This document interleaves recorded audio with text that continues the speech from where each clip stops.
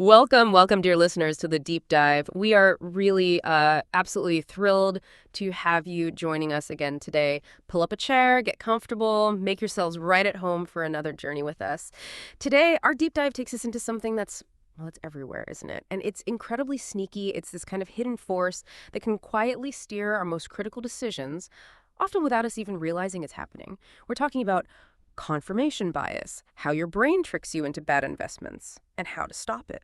And look, this isn't just some, abstract psych concept from a textbook. It's really about uncovering a pretty profound truth about how our own minds work, especially when our money, our financial future is on the line. It's about spotting those moments when our deep-seated desire to be right actually overrides the truth, potentially derailing our financial journeys. It's stripped up countless investors, from seasoned pros right down to people just starting out. And often it does its work completely unconsciously. It just weaves itself into how we think before we even catch on. That's exactly it. And that's really our mission for this deep dive. We're not just going to give you a definition you can find anywhere. No, we want to go much deeper. Our goal today is to help you understand why this bias is just so pervasive, so common in how we all behave, and how it specifically shows up and really impacts your investment decisions. And maybe most importantly, we want to equip you with real, tangible, accessible solutions, things you can start using today to navigate and hopefully overcome these mental traps. We've pulled together insights from some fantastic sources, especially leaning on the wisdom from Morgan Housel's brilliant book, The Psychology of Money, along with other expert research to give you a really comprehensive toolkit.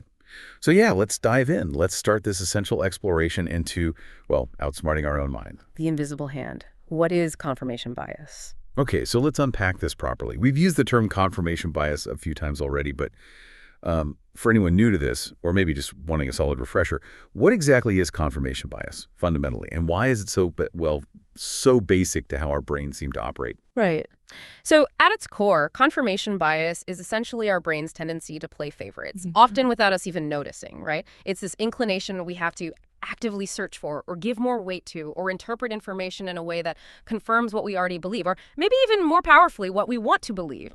And the flip side is just as important. We also tend to unconsciously disregard or downplay or sometimes just completely ignore evidence that contradicts those existing beliefs. What makes it so, insidious, as you said, is that it's one of the most deeply ingrained behavioral biases we have. It can happen even when you're not consciously aware you're falling into its trap. It just acts like this silent filter on reality. I mean, I have certainly caught myself doing it more times than I probably like to admit, And it's always a bit humbling, a reminder of how we're wired. Yeah, that's a really crucial point, that it often happens unconsciously. So if our goal, especially with something important like investing, is objective decision-making, why are our brains seemingly wired to seek agreement rather than, objective truth? It feels a bit counterintuitive, doesn't it? It does, but it kind of boils down to a couple of highly efficient, there's sometimes misleading cognitive shortcuts our brains just love to take. First off, there's ego protection. We all have this deep-seated desire for our beliefs to be consistent and maybe even more importantly, to feel like we're correct. Confirmation bias helps us do that. It shields us from stuff that might challenge our self-image or undermine our convictions. If we strongly believe something, finding info that supports it just feels good, right? It validates our intelligence, our effort. It's like a little psychological pat on the back. Okay, so it protects our sense of self. Exactly. And second, it's about information processing simplification. Think about it. The modern world just throws this fire hose of information at us constantly. Imagine trying to objectively evaluate every single piece of data without any kind of filter. It would be completely overwhelming, exhausting. Confirmation bias helps simplify complex decisions, making them seem easier and quicker to process. It's an efficiency mechanism, fundamentally, but it's one that can lead us pretty far astray. Our brains are essentially choosing comfort and efficiency over absolute, unvarnished truth, especially when our self-image is potentially on the line. So our brains are prioritizing feeling good and saving effort over getting it absolutely right. Wow, that's a powerful default setting to try and overcome, and it really sounds like it makes objective investing incredibly difficult. Maybe to make this really concrete, let's try a little puzzle, something that I think brilliantly shows how our minds naturally prefer seeking confirming evidence over disconfirming evidence. Okay. Imagine they tell you this rule about a set of cards. A card with a vowel on one side, like an E, must show an even number on the other side. Got it. Okay. Now you're looking at 4 cards laid out, E, K, 4, and 7. Which card or cards do you need to turn over to verify if I'm telling the truth? And what's the minimum number you need to check? Just think about it for a second. Yes, this is a classic, the Watson selection task. And it's surprisingly tricky, precisely because of these natural leanings we have. Most people, faced with those cards, E, K, 4, 7, they'll instinctively choose to turn over the E and the 4. Right, that feels intuitive. Check the vowel, check the even number. Exactly. They want to confirm the rule. If E has an even number, great. If 4 has a vowel, also great. But here's the kicker, and this is where our bias really shows itself. The correct answer is actually the E and the 7. The 7. Why the 7? Because think about what disproves the rule. If you turn over the E and find an odd number, okay, you've immediately proven this statement false. You're seeking disconfirming evidence there. Good. Now, if you turn over the 4 and find a vowel, yes, it confirms the rule. But finding a consonant doesn't disprove it. The rule only says a vowel must have an even number, not the other way around. But if you turn over the 7, an odd number, and find a vowel on the other side, boom, you've instantly disproven the rule, because then you'd have a vowel paired with an odd number, which the rule forbids. Most people miss the 7 because they're not naturally looking for the thing that would prove the statement wrong. They're looking for what proves it right. I have to admit, I even got it wrong the first time I saw it years ago. It just shows how powerful these unconscious pulls are, even when you know about them. That's a fantastic illustration. It really hammers home how our default is to try and prove ourselves right, rather than actively seeking out where we might be mistaken. Now, another concept that often pops up here is cognitive dissonance. What's the relationship? Are confirmation bias and cognitive dissonance basically the same thing? Or are they different processes that maybe feed into each other? That's a really excellent question, and it's crucial to get the distinction clear. They are definitely closely related, almost like, yeah, two sides of the same coin in how they influence our thinking. But they are distinct. So confirmation bias, as we've said, is the preference for information that supports your existing beliefs. It's an active seeking and interpretation. You're proactively looking for things that fit your narrative. You're building your case, so to speak. Cognitive dissonance, on the other hand, is that emotional discomfort, that tension, that unease you feel when you encounter information that disproves your deeply held beliefs, or maybe when your thoughts and your actions don't line up. It's that uncomfortable feeling in your gut, that friction inside your head, because you're trying to hold two conflicting ideas at the same time. Okay, so confirmation bias is the hunt for supporting evidence, and dissonance is the bad feeling when we find something that contradicts it or when our actions don't match our beliefs. But isn't there a point where that discomfort, that dissonance, gets so strong it actually forces us to confront our biases? Or do we just, double down using confirmation bias even harder to find more reasons to avoid feeling bad? That's exactly where the interplay gets really interesting and, frankly, sometimes quite frustrating to observe or experience. The connection is vital. People often lean heavily on confirmation bias precisely because they are trying to avoid feeling cognitive dissonance. If you only ever look for information that confirms what you already think, well, you drastically minimize the chances of bumping into contradictory evidence that would cause that uncomfortable mental friction, right? It's a defense mechanism. It helps maintain a consistent and comfortable internal world, even if that world isn't entirely grounded in objective reality. So while, yes, dissonance can be a catalyst for change, it can make us stop and rethink more often than not, our brain's first line of defense is to use confirmation bias to either just ignore the dissonant info or maybe cleverly reframe it so it doesn't feel quite so uncomfortable. It takes real conscious effort to break that loop. Confirmation bias in action. Your investments, your brain. Okay, so we've got a handle on what confirmation bias is, why it happens, how deep it runs. Now, let's really make it real. Let's dig into how this bias plays such a huge, often totally unseen role in our financial lives, specifically with investing. And to do that, let's maybe paint a picture. Let's use that relatable investment story we talked about, featuring, let's call her Sarah, and this promising-sounding company, Evergreen Tech. Perfect. Let's follow Sarah's journey. Okay, so imagine Sarah. She's been hearing a lot of buzz about Evergreen Tech. Maybe a friend mentioned it at a barbecue, or she saw a really glowing article somewhere online. She starts to develop this initial conviction, this gut feeling that Evergreen Tech is going to be huge, the next big thing, a truly great investment. So she decides, quite reasonably, to do her research. But what does that research actually look like in practice, especially when that little seed of belief is already planted? Right. The bias kicks in immediately. Exactly. She goes to her favorite financial news website, and bam, right there on the front page, headline jumps out. Evergreen Tech's new product poised to disrupt the industry. Well, naturally, she clicks on it. The article is incredibly positive, just full of reasons why this company is amazing, and it perfectly reinforces her initial hunch. She feels this little swell of pride, maybe a quiet thought like, see, I knew it. I'm onto something here. That little dopamine hit starts right there. Totally. Then maybe she opens YouTube. And the algorithm, being smart, already knows she's been looking at evergreen tech. So it starts feeding her video after video. Evergreen tech. 10x potential. Why you can't afford to miss evergreen tech. Experts agree evergreen tech is a buy.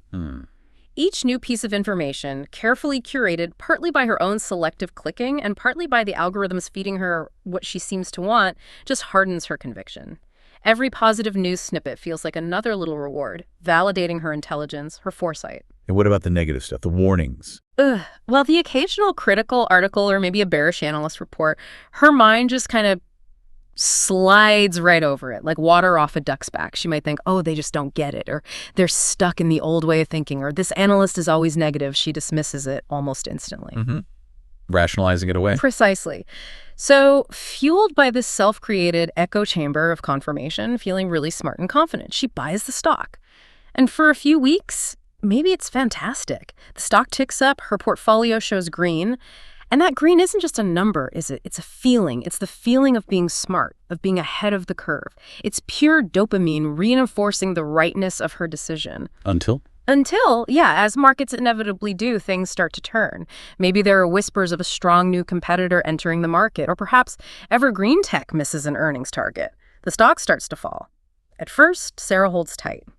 This is just a dip, she tells herself. A buying opportunity, maybe? And where does she go for information now? back to the same places? You guessed it. She checks the same news sites, the same forums, or social media groups where the true believers hang out, and they're all still there, chanting the mantra. Hold the line. Buy the dip. Don't let them shake you out. The echo chamber actually gets louder in response to the negative price action, trying to drown out that growing sense of unease in her gut.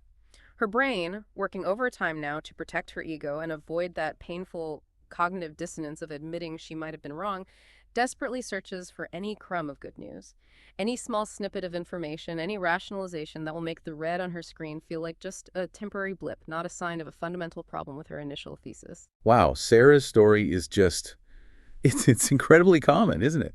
It perfectly illustrates how confirmation bias can lead directly to that overconfidence in one's financial decisions, which in turn potentially leads to increased risk of losses, end quote. She wasn't objectively evaluating evergreen tech at any stage, really. Her brain was actively seeking validation for a belief she'd already formed.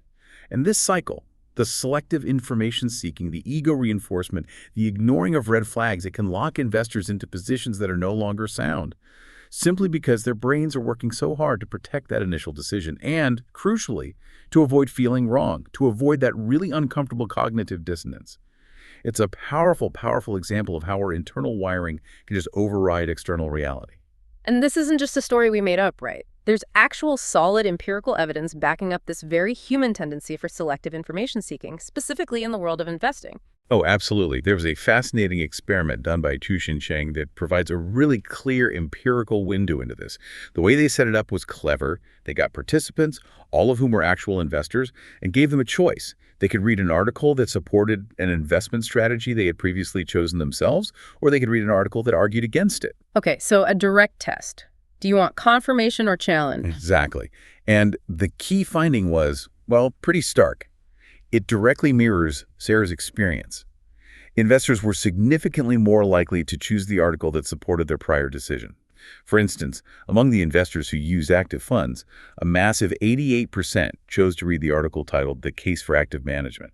Only about 12% chose the opposing one, "I Hate Active Management." Wow, 88%. Yeah. And it wasn't just active investors. For those who preferred index funds, 63.64% chose the supportive article, "The Case for Index Funds," versus only about 36% choosing the one arguing against it. So the selective information seeking is clearly a highly plausible source, or at least a mechanism, of confirmation bias in practice. And it helps explain really common, often costly investor mistakes, like the disposition effect, where investors tend to hang on to their losing stocks for far too long, hoping they'll come back, while often selling their winners too soon. Yeah, I've heard of that. It seems counterintuitive. It is. But confirmation bias helps explain it. They can't bring themselves to acknowledge the loss was a mistake, so they keep seeking out reasons, however flimsy, to justify holding on, hoping their initial belief will be vindicated. It also likely contributes to excessive trading. If you're constantly finding information that confirms your genius stock picks, You might churn your portfolio far too much, thinking you have an edge that's constantly being reinforced by your bias search. Now, it's important to add a little nuance here. The study showed really strong evidence for this information preference, which is totally consistent with confirmation bias. It didn't definitively prove causation of the bias itself, but it clearly revealed our strong inclination to seek comfort over challenge.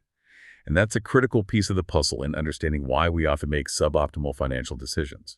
Okay, so if individual investors are so prone to this, myself included probably, what happens when you get this tendency amplified across thousands, maybe even millions of investors all acting similarly in the market? What's the danger when we think about broader market phenomena like, say, market bubbles, where prices seem to just detach from reality? That's when confirmation bias can become truly dangerous, even catastrophic, impacting entire markets, not just individual portfolios. It makes investors incredibly susceptible to asset bubbles. When you have a large group of investors, all individually prone to seeking confirming information and ignoring the warnings, you create this massive, powerful echo chamber effect across the whole market. People start buying simply because everyone else is doing it, right? They're swayed by the consensus view, even if that view is driving prices far, far above any reasonable measure of the asset's actual value. It becomes purely speculative trading. And every price increase just reinforces the belief. Exactly. Every upward tick in price confirms the belief that they're right, that this is the path to riches. Every positive news story gets amplified, shared widely, celebrated. Meanwhile, any critical articles, any voices of caution warning that the prices are unsustainable, they get dismissed, ridiculed, drowned out. They just don't get it, becomes the collective mantra. Confirmation bias leads the group to ignore the warning signs until it's too late.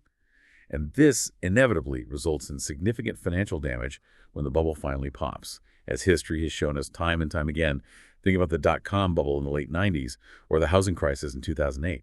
This phenomenon is also directly tied into what psychologists call herd mentality bias. It's that tendency for individuals to just follow the crowd, to mimic the actions of a larger group, rather than conducting their own independent critical analysis.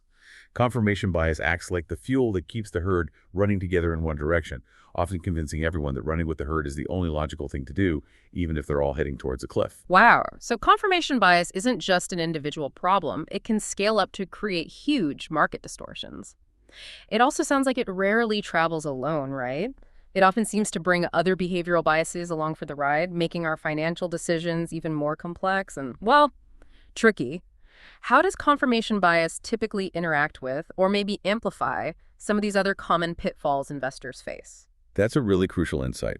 Confirmation bias often acts like a powerful accelerant, or maybe like a foundational weakness that makes us much more vulnerable to a whole host of other cognitive biases. They often work together, creating a tangled web. Let's look at a few key examples. First, consider overconfidence bias. This is when you overestimate your own abilities or knowledge.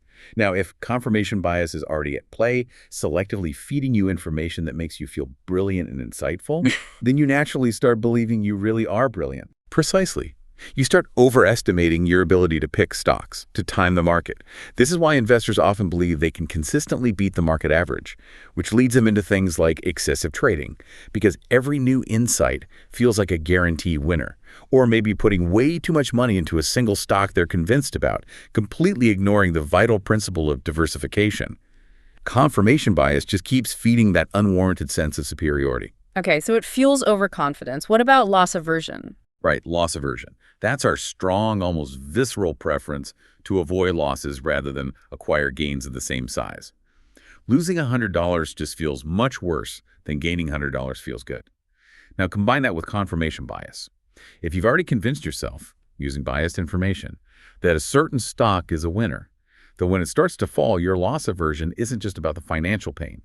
Your confirmation bias kicks in, actively searching for any shred of good news, any excuse to reinforce your original decision and justify not selling, not realizing that loss. It creates this double trap. You hate the idea of admitting the loss aversion, and your brain is actively helping you find reasons to believe it will turn around, confirmation bias. This makes people hold on to losing positions for far, far longer than any rational analysis would warrant. That makes perfect sense. What about anchoring? Anchoring bias. This happens when you rely too heavily on the first piece of information you encounter, the anchor, when making subsequent decisions. In investing, a very common anchor is the original purchase price of a stock. Let's say you bought Evergreen Tech at $100 a share. Even if the company's fundamentals deteriorate badly or the market conditions change completely and the stock drops to $50, you might refuse to sell because your brain is anchored to that $100 price. Confirmation bias then jumps in to help. It helps you find all the reasons why the stock will eventually get back to $100, even if objective evidence screams otherwise. Your brain filters out anything that threatens that original anchor point, making it incredibly difficult to cut your losses and move on based on the current reality. It locks you into the past. Exactly. And finally, think about framing bias. This is where your decisions are influenced by how information is presented, rather than the objective facts themselves.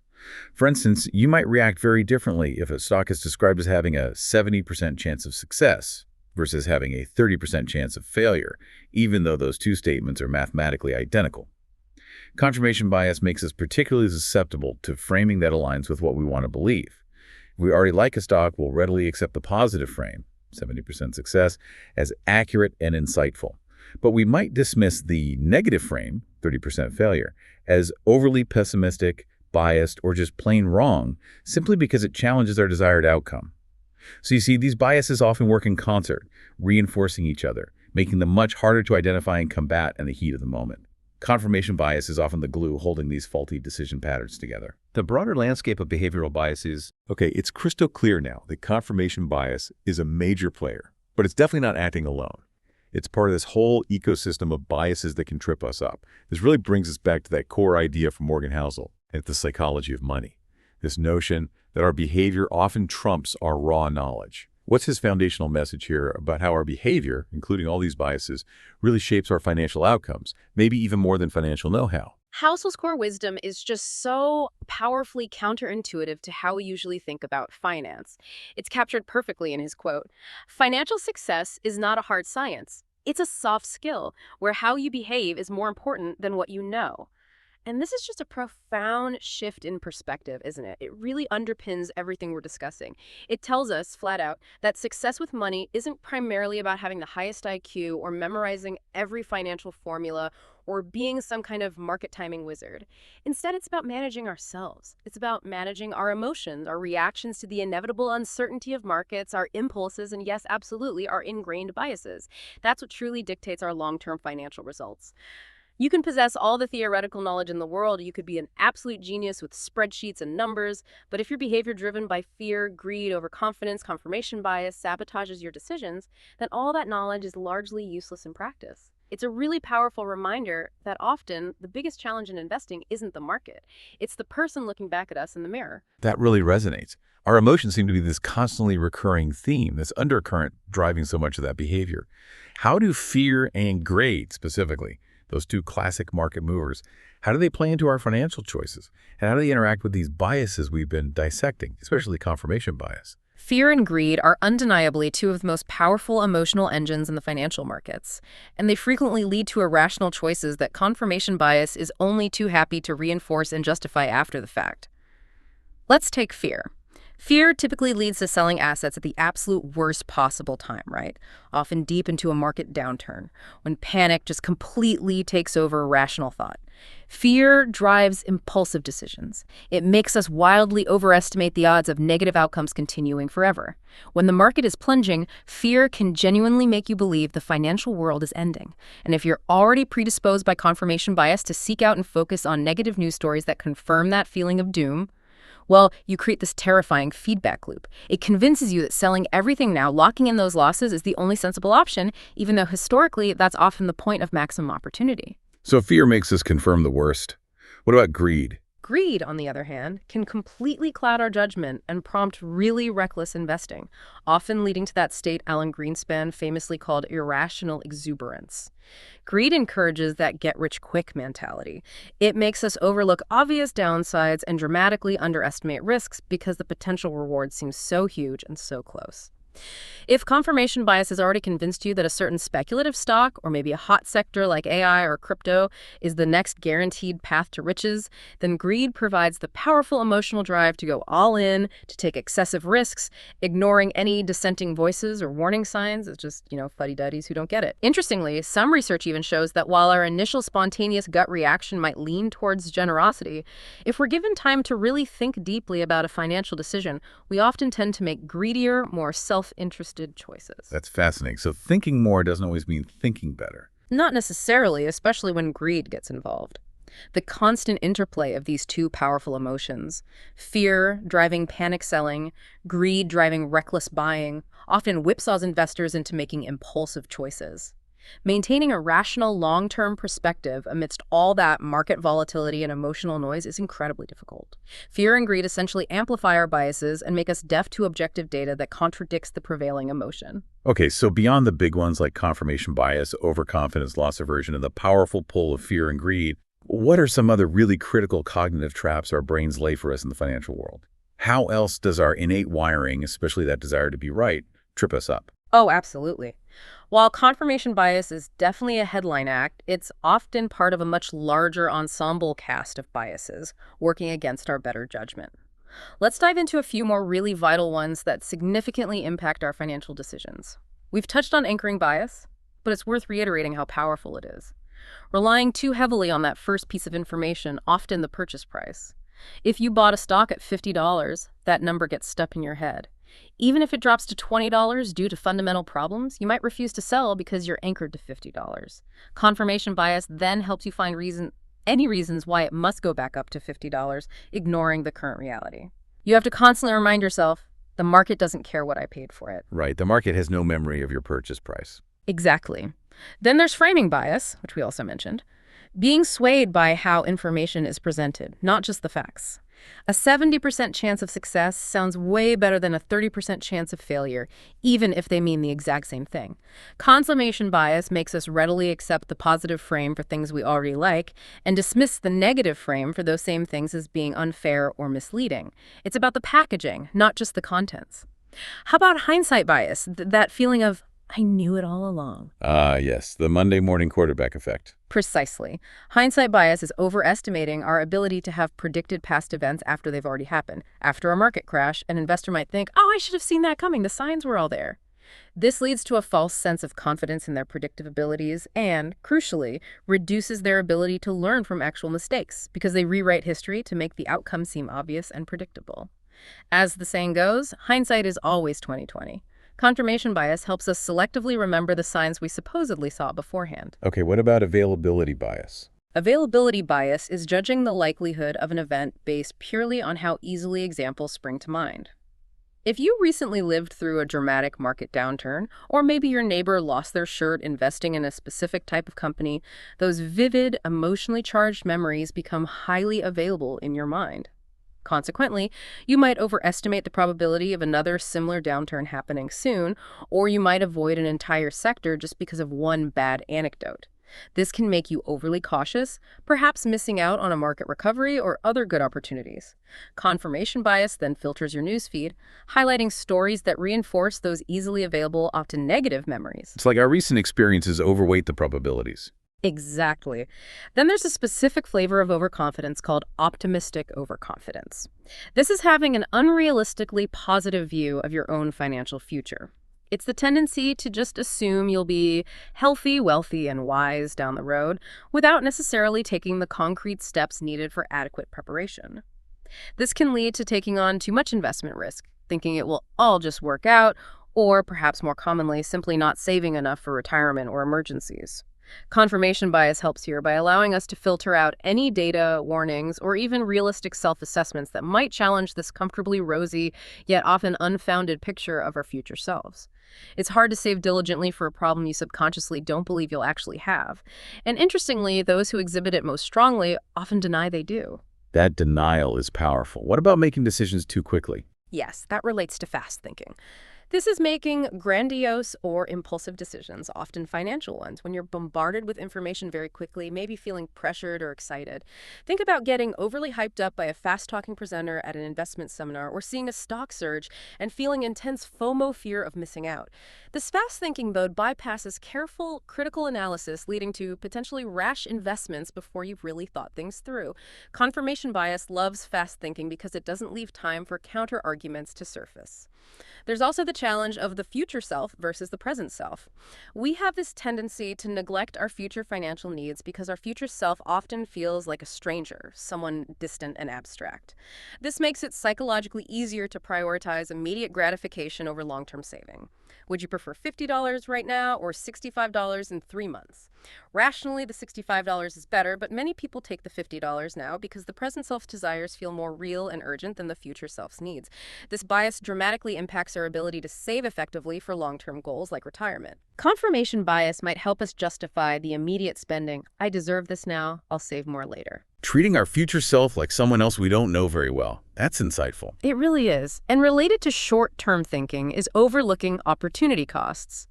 This is failing to properly consider the alternative uses of your money when you make a purchase or an investment. You might grab takeout coffee every day without really thinking about what else that $5 or $6 could be used for. The trick isn't to agonize over every penny, but to make the opportunity cost more concrete. Instead of just thinking $6 for coffee, think, do I prefer this one coffee or putting that $6 towards that weekend trip I want to take? Or do I prefer buying this new shirt or maybe 3 trips to the movies instead? Focusing on just one specific alternative makes the trade-off much clearer and helps counter the impulse buy. Making the trade-off visible. Exactly. And lastly, there's the simple but powerful effect of out of sight, out of mind. We tend to neglect financial responsibilities or goals if they're not tangible or visible. If saving contributions aren't automated or physically tracked somehow, it's easy to forget or deprioritize them.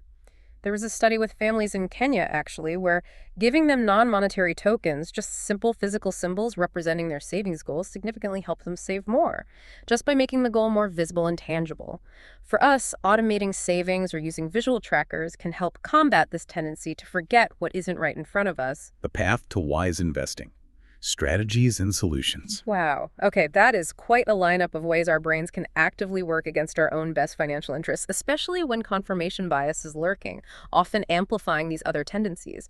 It could feel a bit discouraging. So the big question is, what can we actually do about it? How do we start fighting back against these deeply ingrained tendencies and begin making smarter, more deliberate, less biased choices with our money? Where do we even begin on this path? It can feel overwhelming, absolutely. But the good news is, there are concrete things we can do. And the very first, arguably the most crucial step, is cultivating self-awareness. As we've kind of been saying all along, simply being aware of these biases can help you make better financial decisions. It sounds simple, but it's foundational. It starts with accepting that all humans are prone to confirmation bias, myself included, yourself included, everyone listening, and accepting that it often happens unconsciously. You're not flawed for having these biases, you're human. This awareness then allows for, hopefully, a critical shift in mindset. Instead of automatically defaulting to seeking validation, to proving yourself right, you intentionally try to be curious about opposing views. Actively try to listen to what others have to say and why. This effort, this curiosity, can genuinely help you see issues, beliefs, investment ideas from other perspectives you might have otherwise missed. It's an active internal acknowledgement that your first thought, your gut reaction, might not be your best thought, especially when money and emotions are involved. It's about hitting pause internally. That makes perfect sense. You really can't fix a problem you don't even acknowledge exists within yourself. Okay, so once we have that awareness, that acceptance that our brains will try to trick us, how do we then actively seek out information and engage in the kind of critical thinking that genuinely challenges our own investment ideas, rather than just comfortably confirming them? Right, this moves us from passive awareness into active, deliberate resistance against our biases. And yeah, it definitely requires conscious effort. Our brains prefer the easy path, remember. So one really excellent practical strategy is to embrace devil's advocate research.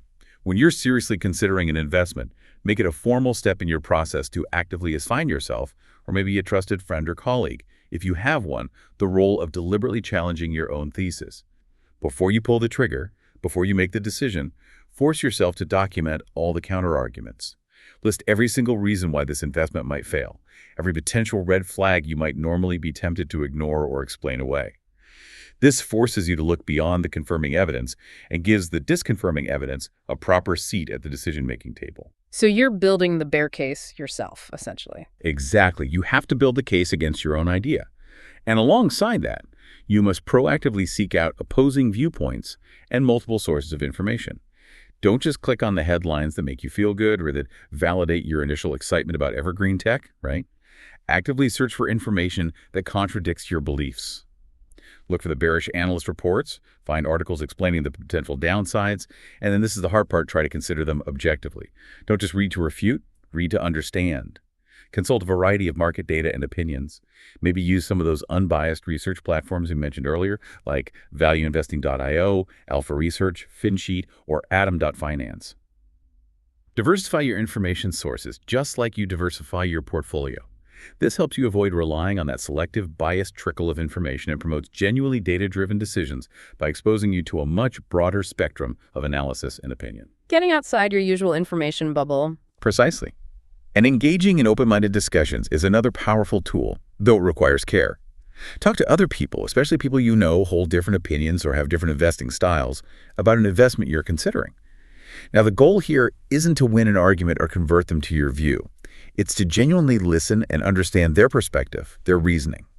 Interpersonal debates or even thoughtfully curated online communities, if approached with genuine curiosity, can expose you to a huge array of opinions and challenge assumptions you didn't even know you had. So listening to understand, not just to reply. That's the key. And, critically important for long-term success, you need to regularly review and update your beliefs. Your investment thesis for a company shouldn't be carved in stone. The world changes, companies change, markets change. Your beliefs need to be dynamic. Schedule time, maybe quarterly, to formally review your holdings and the reasons you own them. Are they still valid? Has new evidence emerged, positive or negative?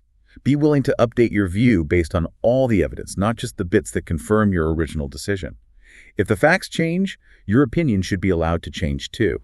This is a foundational habit for rational, adaptive investing. This all sounds like it requires a lot of, well, conscious human effort, which, as you said, our brains are often trying to avoid. Can technology play a role here? Can it help us fight against our own internal biases by offering a more objective lens, maybe? Yes, absolutely. Technology can be a really powerful ally in this fight, providing a much-needed objective counterweight to our subjective tendencies. Think about AI-powered analytics, for example. These systems can be programmed to circumvent confirmation bias by deliberately seeking out and presenting heterogeneous datasets information from diverse sources, maybe highlighting conflicting signals you might miss. They can model changing risk scenarios you hadn't even considered. Things like automated anomaly detection and market data, or predictive analytics based purely on numbers, can offer objective measures that help minimize subjective, emotion-driven decision-making. Some advanced AI-based dashboards can even present counterfactual situations. What if this key assumption is wrong? Forcing you to question your current risk assessments and consider scenarios you might otherwise ignore or filter out through your own biases. It's like having an objective, data-driven devil's advocate built into your process. That's fascinating. Using AI to counter our own cognitive limitations. Okay, so beyond the information gathering and critical thinking side, what about the actual decision-making process itself? We need structure and discipline there too, right? To build systems that prevent our biases from hijacking the controls when the pressure's on. Absolutely. This is about building guardrails, creating robust systems that guide your actions, especially when emotions run high. First and foremost, establish a clear trading or investment plan. Write it down, and then commit to sticking to it rigidly. Create clear, predefined rules for when you will enter a position, why you are entering it, and, just as importantly, when you will exit, both for taking profits and cutting losses. This ensures your decisions are based primarily on pre-agreed logic and market conditions, not on sudden impulses or emotional reactions. It acts like a crucial circuit breaker for your biases. Having the rules set before the game starts. Exactly. And tied to that, conduct a pre-mortem analysis. We talked about playing devil's advocate with research, but this is about the potential outcomes.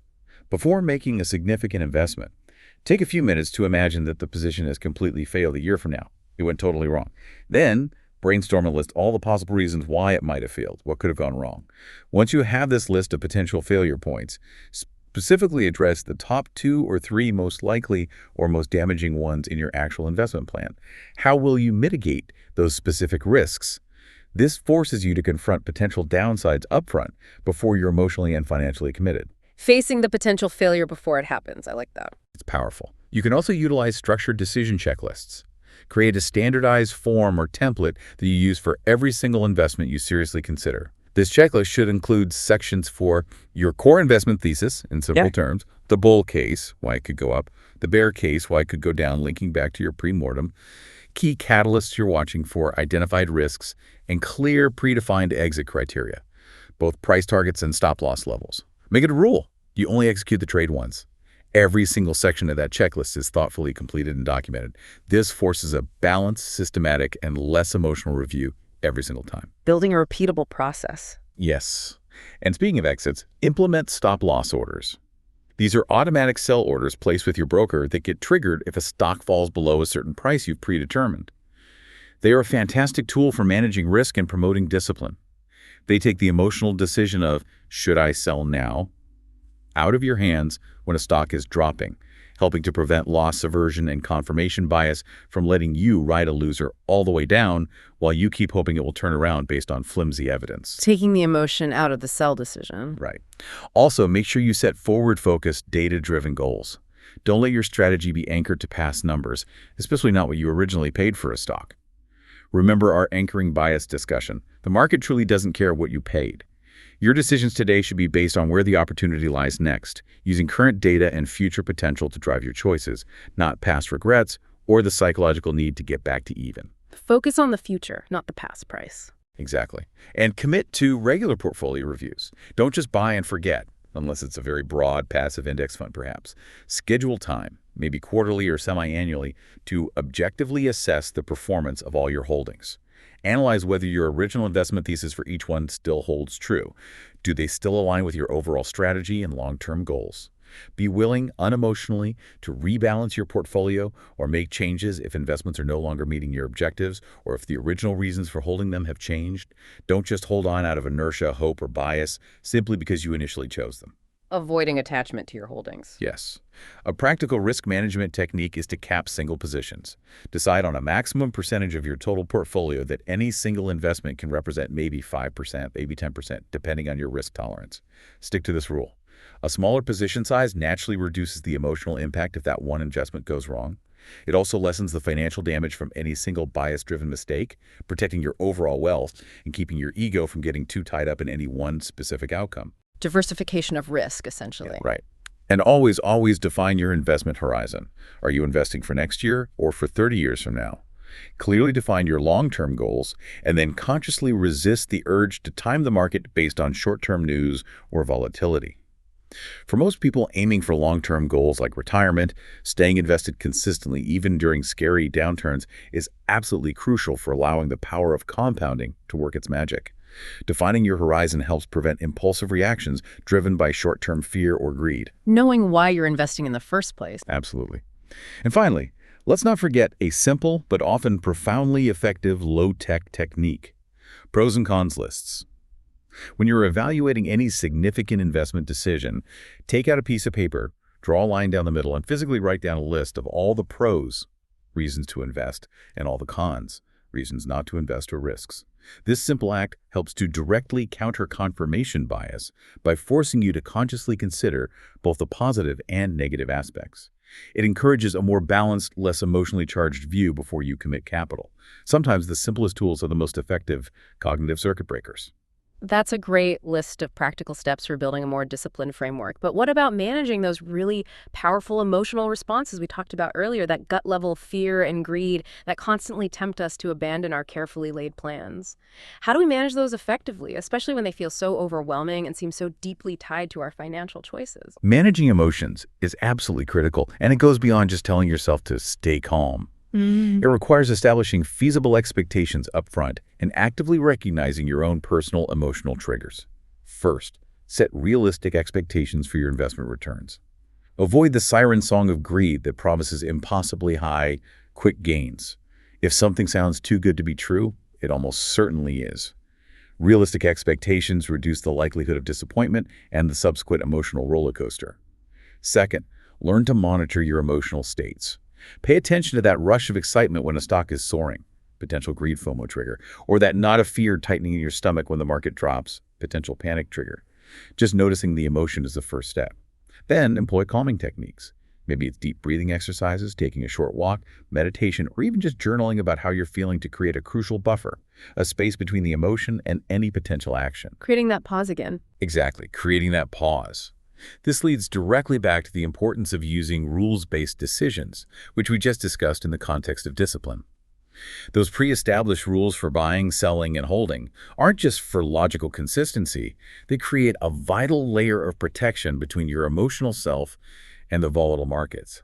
They act as a buffer against impulsive actions driven by powerful emotions, like the fear of missing out, FOMO, when everyone seems to be getting rich, or sheer panic when everything seems to be collapsing. When the rules are set beforehand during a calm, rational moment, your emotions have much less room to dictate immediate, potentially damaging actions. You're simply executing a pre-agreed plan, not reacting wildly to the noise.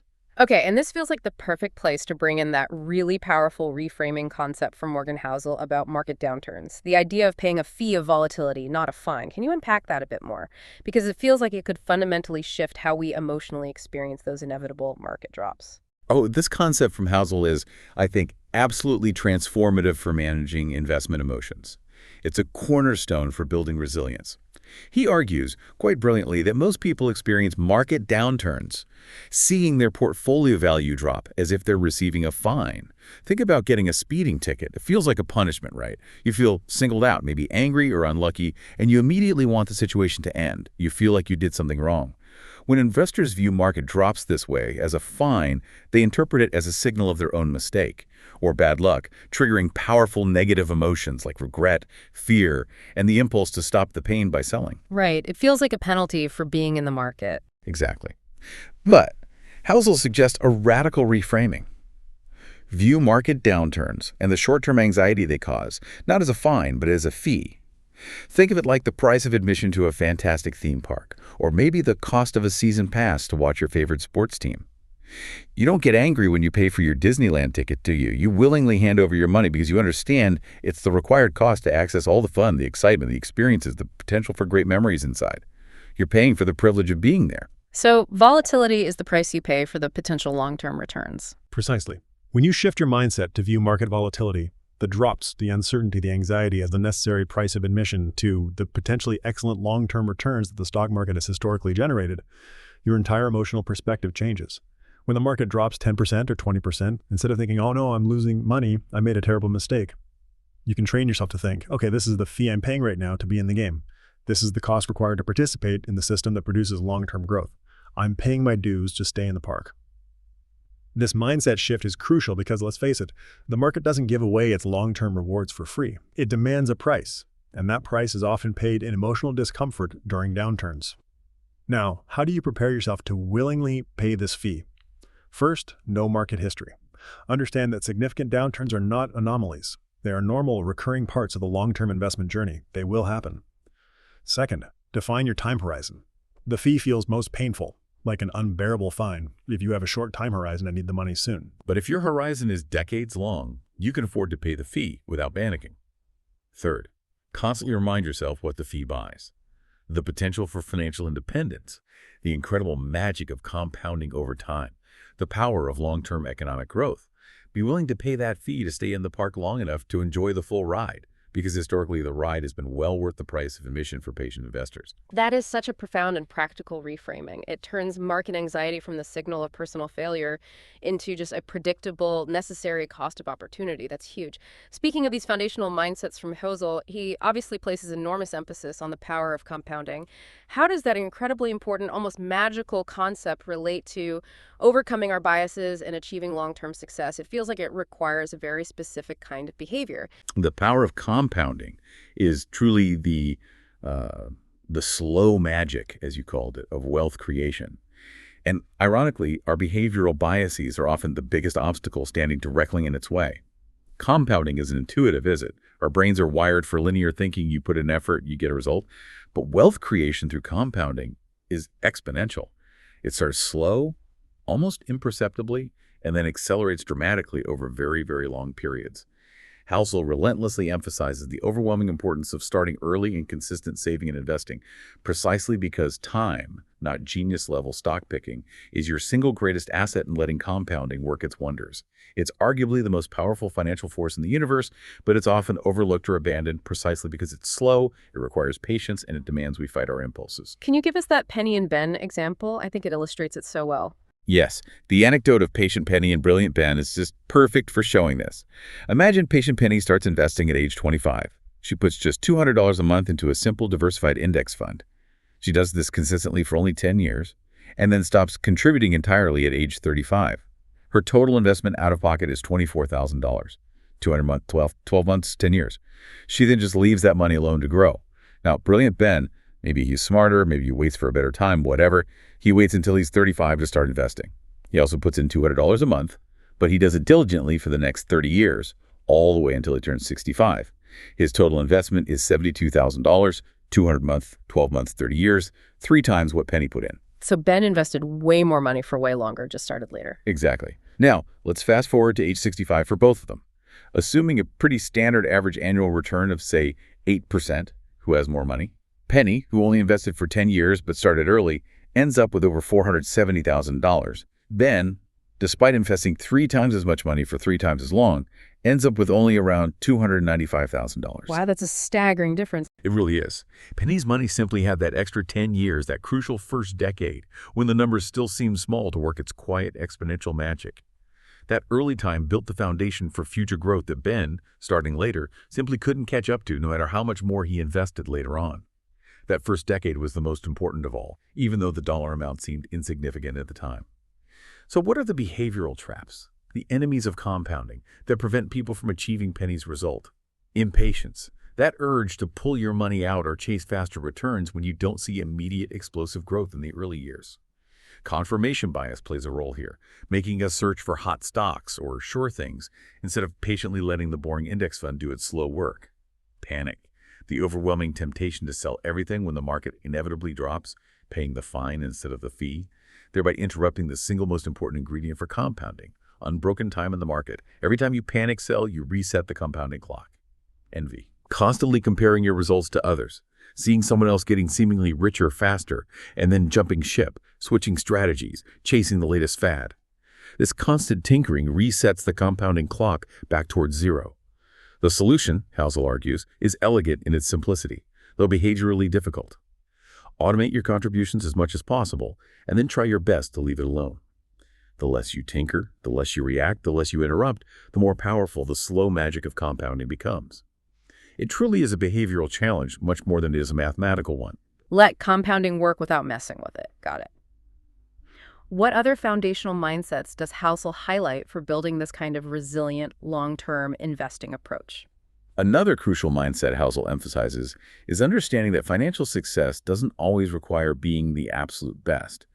Often it just comes down to consistency, resilience, and adaptability. It's less about being the smartest person in the room making brilliant calls, and more about being the person who can consistently stick to a reasonable plan, psychologically recover from the inevitable setbacks and mistakes, and adapt intelligently when circumstances genuinely change. Cultivating humility is key here. It allows us to actually learn from our mistakes, instead of blaming luck or others, adapt to changing market realities, and remain open to new information and opportunities. This fosters the kind of long-term perspective needed for wealth creation. So it's okay not to be perfect, just persistent and adaptable. Exactly. This also ties into acknowledging the undeniable role of both luck and careful planning. Housel's great at reminding us that luck and risk are both the reality, that every outcome in life is guided by forces other than individual effort. He uses historical examples like Bill Gates happening to have access to one of the world's few school computers in 1968, an extraordinary stroke of luck at that specific time, or how Walt Disney's risky bet on the feature film Snow White essentially saved his entire studio from bankruptcy. Recognizing the role of luck fosters humility when we succeed. It wasn't all skill, and helps prevent despair when we fail or face setbacks. It wasn't all our fault. It encourages a more balanced perspective, helping us navigate the inherent uncertainties of life and investing, and recognizing that not everything is within our direct control. That humility seems really important. It is. And then there's the power of simplicity in financial decision-making. Housel is a huge champion of streamlining your financial strategies and actively avoiding unnecessary complexity. Why? Because intricate processes, complex financial products, or convoluted strategies often lead to inefficiency, higher costs, and crucially, more potential pitfalls where our biases can creep in unnoticed. By focusing on straightforward, transparent approaches like using low-cost, broadly diversified index funds, instead of trying to constantly pick individual winning stocks or time the market, we tend to make more informed choices, minimize confusion, reduce stress, and ultimately enhance our overall financial well-being. Complexity often just breeds opportunities for error and allows our biases to take hold more easily. Keep it simple whenever possible. Simplicity definitely feels like a good antidote when our brains are already battling so many internal biases and dealing with all the external noise. What about building in safeguards for the unexpected? You mentioned a margin of safety earlier. Can you explain that concept again and why it's considered so crucial for building resilient financial lives? A margin of safety is, I agree with Housel, perhaps the single most important concept in all of finance. He defines it beautifully as simply the gap between what could happen in the world and what you personally can withstand happening without being forced to change your plans. It's an explicit, upfront acknowledgement of uncertainty, a humble admission that the future is inherently unpredictable and things can, and often do, go wrong in ways we didn't foresee. Think again about engineers designing a bridge. They don't just calculate the maximum load the bridge is expected to bear based on average traffic, no. They design it to withstand loads maybe 3, 4, or even 5 times greater than that expected load. That massive gap between expected stress and the bridge's breaking point is the margin of safety. It's the buffer built in for unpredictable events like an unexpectedly heavy convoy of trucks or extreme winds or material fatigue over time. So it's building in room for error, for things going wrong. Exactly. In your personal financial life, this translates into several very practical applications. Holding extra cash. Instead of just the commonly recommended 3 to 6 months worth of living expenses in an emergency fund, a true margin of safety might mean aiming for 9 months, 12 months, maybe even up to 24 months of expenses, held in safe, accessible cash or equivalents. This larger buffer allows you to weather potentially longer periods of job loss, unexpected medical bills, or significant market downturns without being forced to sell your long-term investments at the worst possible time just to pay the bills. Diversified investments. This is a margin of safety against any single company, sector, or asset class failing unexpectedly. It avoids single points of catastrophic failure in your portfolio. Don't put all your financial eggs in one basket, no matter how much confirmation bias tells you it's a sure thing. Realistic timelines for goals. Build a buffer time into your financial goals. If you think you need 10 years to save for down payment, maybe aim for 8 or plan for 12. Life rarely proceeds in a perfectly straight line, and unexpected delays or expenses are common. Give yourself room. A robust margin of safety protects you from the inevitable unforeseen events. It allows you crucial adaptability when things don't go according to plan, and it dramatically reduces your overall financial fragility. It's the ultimate antidote to the humbling reality that we just don't know exactly what the future holds. Building that buffer sounds essential. Now, this connects really nicely to another fascinating, almost counterintuitive Housel idea. Is it actually better to be perfectly rational with our money, or maybe just reasonable? It feels like we often strive for perfect rationality, but perhaps reasonable is more attainable and ultimately more effective in the real world. You've absolutely hit on a critical point there, one that directly challenges our typical desire for pure, unbending logic, especially in finance. Housel's insight here is just so profound and practical. It's better to have a pretty good financial plan that you can stick with than a perfectly rational plan that you abandon at the first sign of stress. Why? Because we are fundamentally emotional beings, not unfeeling spreadsheets. A purely rational financial plan, devised perhaps by an algorithm or a finance PhD, might dictate that you should invest every single spare dollar into the stock market to maximize your potential long-term returns, always prioritizing the highest statistically probable gain. That sounds logical on paper. It does. But what if following that perfectly rational plan causes you immense anxiety? What if you lie awake at night worrying about market fluctuations because you have zero cash buffer?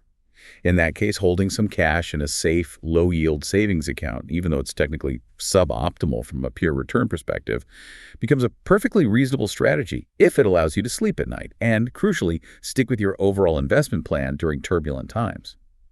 Similarly, think about paying off a low-interest mortgage early. From a purely rational financial perspective, if your mortgage rate is, say, 3% and you expect to earn, say, 8% in the stock market long-term, then mathematically you should invest the extra money rather than pay down the mortgage. Right, you make more investing the difference. Correct. But for many people, the psychological freedom, the peace of mind, the feeling of security that comes from owning their home outright, completely debt-free, is incredibly valuable. Paying off that low-interest mortgage early might knowingly sacrifice some potential financial upside, but it buys invaluable emotional stability and resilience that makes it a reasonable decision for them, even if it's not strictly rational by the numbers. A reasonable strategy is one that acknowledges your human emotions, your financial fears, and builds practical safeguards against them rather than pretending those emotions don't exist. It's about asking yourself not what is the absolute most mathematically optimal financial decision, but rather what is the financial decision that I can realistically and comfortably commit to sticking with for the next 10, 20, 30 years through all the inevitable ups and downs without being constantly tempted to abandon it. That plan, the one you can actually live with, is the definition of reasonable. Finding the plan you can stick to, not just the best plan on paper, that's powerful. It really is. And another critical piece of advice that flows from this behavioral understanding is, don't play someone else's game. The financial world, especially as portrayed in the media, looks like one big game. But in reality, it's a massive arena where millions of people are playing millions of different games simultaneously, each with their own unique rules, timelines, goals, and risk tolerances. A day trader who's focused on capturing tiny price movements over the next 60 seconds is playing a fundamentally different game, with different strategies and different risks than a long-term investor who is patiently saving in index funds for retirement that's decades away. When you see others making seemingly quick profits in crypto or day trading meme stocks, it's incredibly tempting to jump in and try to copy them. But you have no idea what their actual goals are, what their risk tolerance is, how much capital they're playing with. Maybe it's money they can afford to lose entirely. Or what their time horizon is. You absolutely must identify your own game. What are your financial goals? What is your realistic time horizon? What level of risk are you truly comfortable with? Once you define your game, you need to stick to it relentlessly. Write down your game plan, your investment policy statement. Curate your information diet. Actively consume content that aligns with your long-term goals, not the short-term hype designed for players of a different game. And be incredibly critical about recognizing the source and the underlying incentives of any financial tips or advice you encounter. Are they playing your game or theirs? Your financial journey is unique. Trying to copy someone else's game is almost always a recipe for disappointment and costly mistakes. Knowing your own game and staying in your lane makes sense. And finally, there's a mindset Housel advocates that beautifully balances both the necessary caution and the essential hope required for long-term investing. Strategic pessimism, tactical optimism. Let's break that down. Strategic pessimism is what you apply to your planning. Here, you harness your inner worrier, your pessimistic brain, to your advantage. Always assume things can go wrong. Therefore, always save diligently for rainy days. Always diversify your portfolio widely across many different assets and geographies. Always maintain a generous margin of safety in your finances, cash reserves, realistic timelines, etc. This strategic pessimism helps you build an unbreakable financial fortress, ensuring you're prepared for the worst-case scenarios the world might throw at you. So pessimism for planning the defenses. Exactly.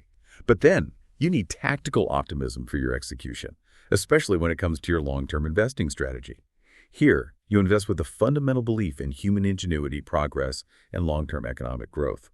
You trust that, despite constant challenges and setbacks, humanity generally finds ways to innovate, solve problems, and become more productive over time. This tactical optimism allows you to stay invested through the scary market downturns, trusting the power of compounding and the long arc of progress. The world constantly faces crises. Things are always breaking or seem like they're falling apart in some way. But humanity is also constantly solving, adapting, rebuilding, and innovating to overcome those challenges. So the mantra is, plan like a pessimist, invest like an optimist. This balanced mindset allows you to be resilient enough, thanks to your pessimistic planning, to withstand the inevitable shocks and downturns, while also being brave enough, fueled by your tactical optimism, to participate fully in the long, slow, often bumpy, but generally upward march of progress that capitalism and human innovation tend to offer over decades. Plan like a pessimist, invest like an optimist. I really like that framing. Okay, these overarching mindsets are incredibly valuable for navigating the financial world with, hopefully, greater success and definitely less stress. Can we get even more practical now, though?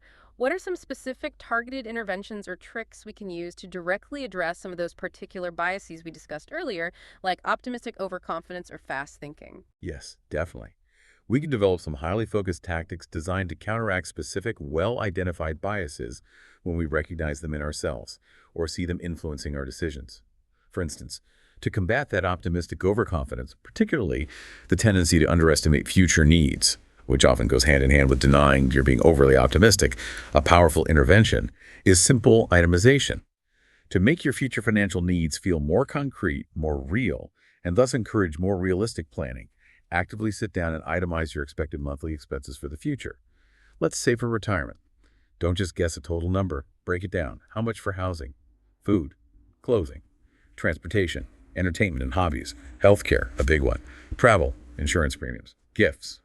Actually assign realistic dollar amounts to each category based on today's costs plus some inflation. This process of detailed itemization makes your future financial needs much more tangible and often significantly increases people's concern about whether they're saving enough. The more detailed the list, the more it tends to puncture that vague bubble of optimistic overconfidence. Making the future costs real and specific. Exactly. Now, for countering fast thinking, those impulsive decisions often driven by excitement, pressure, or information overload, we can implement several types of slow thinking interventions designed to force a pause. One is the concept of private time. Before making a significant investment decision, especially when you feel excited or pressured about, deliberately take some mandatory private time, maybe just 10-15 minutes, perhaps even stepping into a separate room specifically to evaluate the potential downsides in quiet. You could even use a pre-written list of questions to prompt critical thought during this time. What are the biggest risks here? What am I missing? What are the alternatives? Why might this not work out? This forces a pause and encourages consideration of counterarguments that might get lost in the heat of the moment. Another approach is using brief holds or rescission periods. For certain types of investment decisions, especially maybe ones made online or under pressure, you could implement a system requiring a short mandatory delay, say 30 minutes or even 24 hours before the decision can actually be finalized. Or, alternatively, offer a short cooling off or rescission period, for example 24 hours after purchase, during which the investor can reconsider and reverse the decision without penalty. This creates a crucial buffer against purely impulsive actions, driven by immediate emotional highs or fears. Building in a mandatory think it over period. Right. And similarly, using structured questionnaires, whether online or in person before a decision, can achieve a similar effect.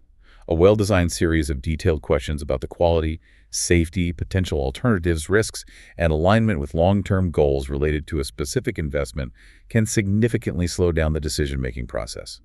It forces a more rational, thorough, and less impulsive review before commitment. Using friction deliberately to encourage slower thinking. Precisely.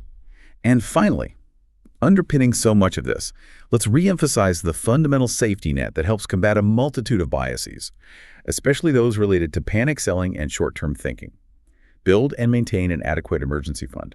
This acts as your crucial financial shock absorber during unexpected life events, job loss, health issues, major home repairs. While the standard advice is often 3 to 6 months worth of essential living expenses, for a true margin of safety, particularly given the increasing volatility and uncertainty in the world, seriously consider aiming higher, maybe 9 months, 12 months, or even up to 24 months if possible, depending on your job security and risk factors. Having this robust buffer prevents you from being forced to dip into your long-term investments at the worst possible time, like during a market crash, simply to cover short-term financial pressures.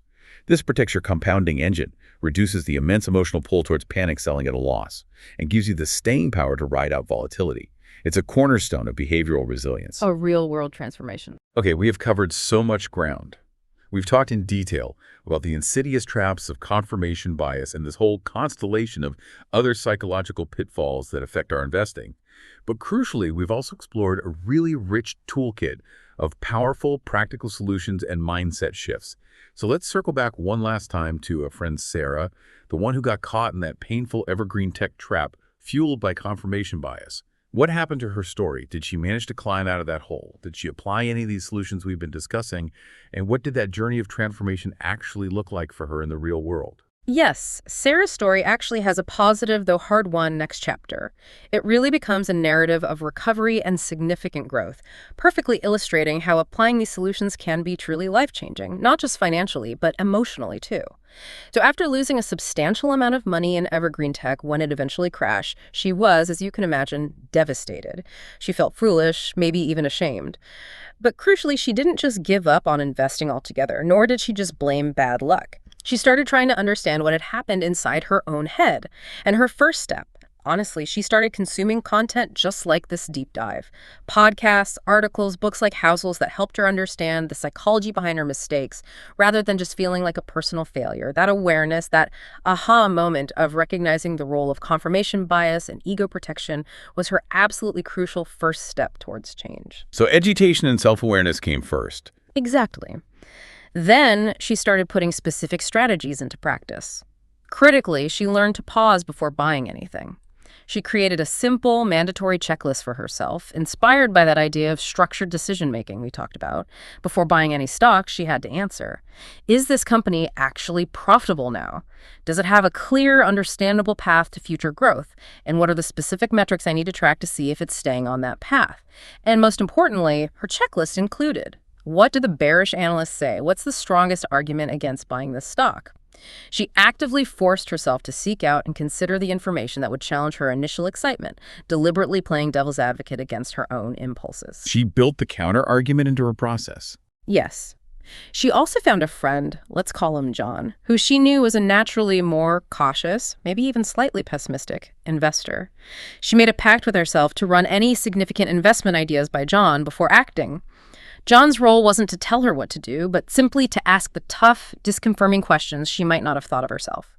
He became a valuable external check on her potential biases. Getting that outside, challenging perspective. Right.